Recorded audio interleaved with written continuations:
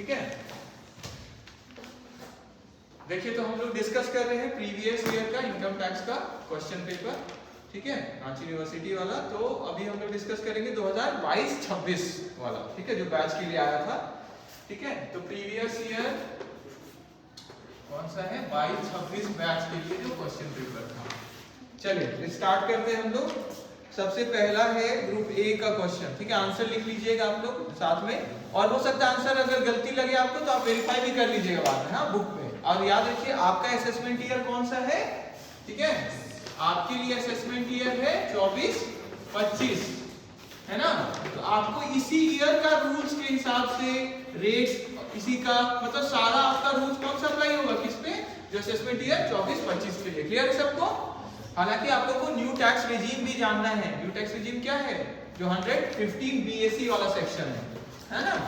Clear सबको। इसको भी आपको उसका भी रेट, क्योंकि हो सकता है कि न्यू टैक्स रेट के हिसाब से आपको निकालने के लिए आ जाए, ठीक है। क्लियर है, ठीक है। तो ध्यान से हम लोग अभी क्वेश्चन देखते हैं ताकि किस तरह का क्वेश्चन आता है वो देखें और सॉल्यूशन क्या हो सकता है। देखिए सम ऑफ, पहला ग्रुप ए का पहला question, sum of various heads of income is called, सबको ऐड करते तो क्या आता है, ग्रॉस टोटल इनकम। तो ए होगा इसका। क्लियर है।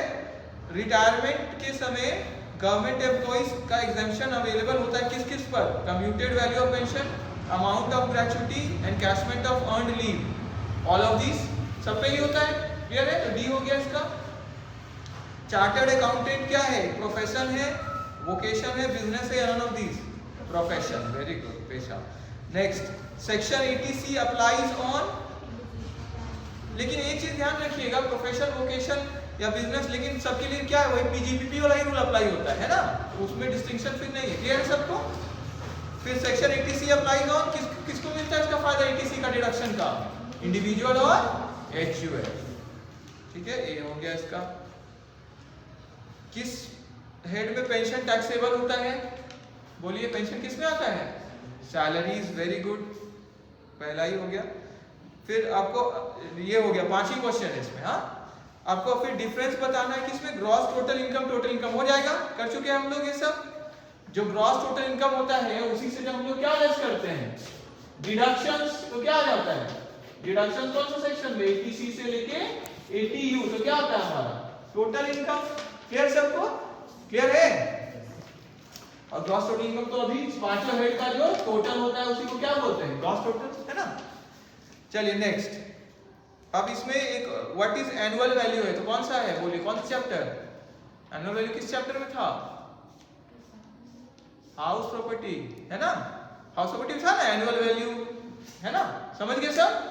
Gross annual value, net annual value, फिर स्टैंडर्ड एक्शन वाला करते थे ना जो, ठीक है। क्लियर है सबको, बोलिए। क्लियर है, पार्टिसिपेट करिए, बोलिए क्लियर है, ठीक है। फिर है देखिए मिस्टर या इसमें ऑप्शन भी दिया गया था, मिस्टर सोनम एम्प्लॉयड है प्राइवेट कंपनी में, कितना उनको मिल रहा है, 70,000 पर मंथ, 6,000 डीपी DNS पे। तो बताइए, तो सैलरी का ही पार्ट बन जाता है, बनता है ना। डीपी तो जुड़ ही जाता है सीधे सीधे, अलाउंस होता है तब सोचते हैं एज पर टर्म्स है कि नहीं, डीपी तो सीधे जुड़ जाता है। और 10,000 कमीशन का मिल रहा है प्रीवियस ईयर में, और वो रिसीव कर रहे हैं 2,000 पर मंथ HRA, और उनको 2500 रेंट। तो HRA का सिंपल क्वेश्चन है। क्लियर है। HRA का हम लोग जानते हैं ना, रूल क्या है HRA का, पहला rent paid in excess of 10% of salary, है ना। दूसरा 40% वाला है, और एक HRA रिसीव, तीनों में से जो सबसे कम होता है उतना का क्या मिलता है, आपको छूट मिल जाता है। क्लियर हो गया। तो जितना मिल रहा है उससे हम लोग क्या करेंगे, लेस कर देंगे जितना छूट मिला। क्लियर है सबको, हो जाएगा ना, ये भी सिंपल क्वेश्चन है। नेक्स्ट क्वेश्चन है, एक्सप्लेन एनी 15 आइटम्स जो कि इंक्लूड नहीं होते हैं किसमें, टोटल इनकम में, हमारा चैप्टर 4 वाला। क्लियर सबको। क्लियर है।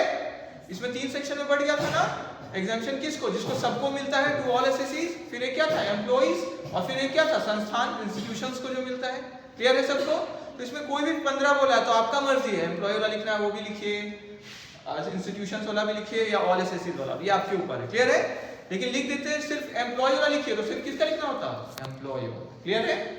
इंस्टीट्यूशंस वाला लिखने होता, तो इसीलिए हम क्या बोले हुए आपको, कम से कम सबका कितना लर्न करना है, 12 आपको पता होना चाहिए, कम से कम। ऐसे 15 करेंगे तो देखिए, जैसे 15 है, कोई हेड का भी अगर पूछ दे तो आप लिख पाएंगे। क्लियर है।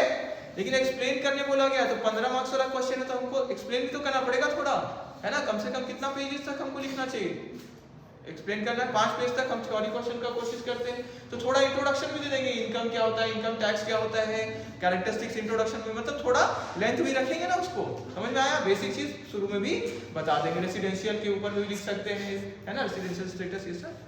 फिर बोला गया है सिक्योरिटीज का क्या मतलब है, अलग अलग तरह के क्या सिक्योरिटीज होते हैं, बताइए कौन सा चैप्टर का है, अदर सोर्सेस वाला। क्लियर है सबको, पढ़े थे ना, टैक्स फ्री ये सब अलग अलग था ना, था कि नहीं, ठीक है, टैक्सेबल सिक्योरिटी टैक्स फ्री जो अलग अलग था, हम लोग का 4 हेड में टोटल बांटा हुआ था।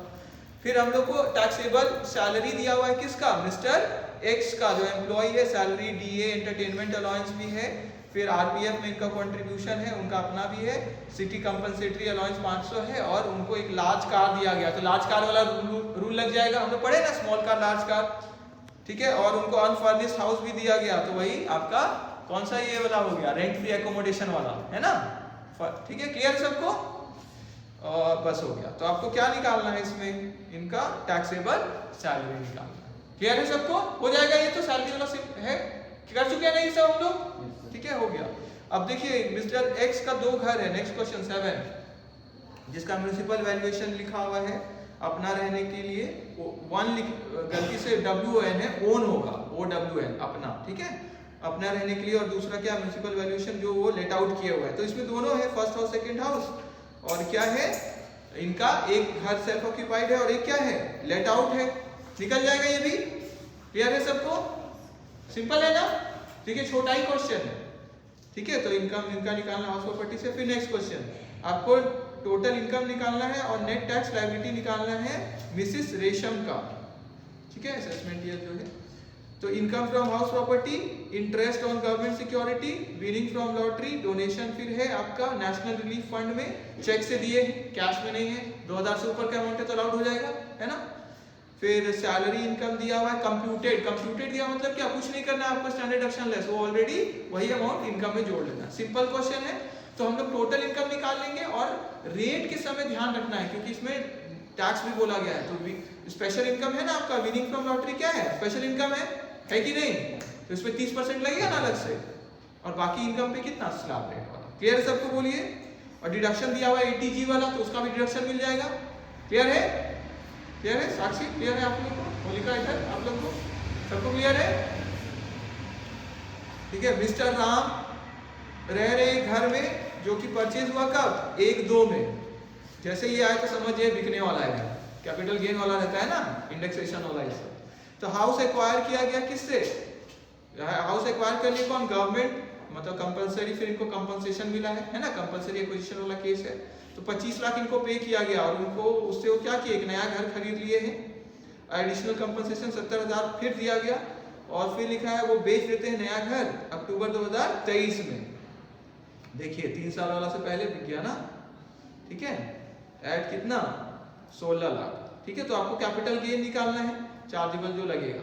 तो ये कौन सा क्वेश्चन है, तो इंडेक्सेशन वाला भी रूल आ गया आपका, कंपलसरी एक्विजिशन वाला भी रूल आ गया, और कंपनसेशन एडिशनल मिल रहा है उसका भी रूल आ गया, ठीक है।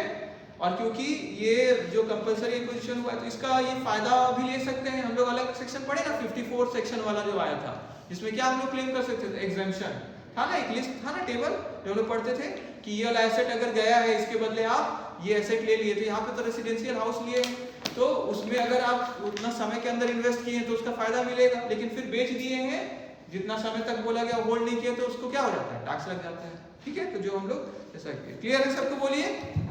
इस तरह का क्वेश्चन ऑलरेडी बुक में भी है, क्लियर है यहाँ तक, ठीक है। तो यहाँ हम लोग पूरा क्वेश्चन डिस्कस कर लिए, कौन सा 22 और 26 बैच के लिए जो इनकम टैक्स का आया था, ठीक है।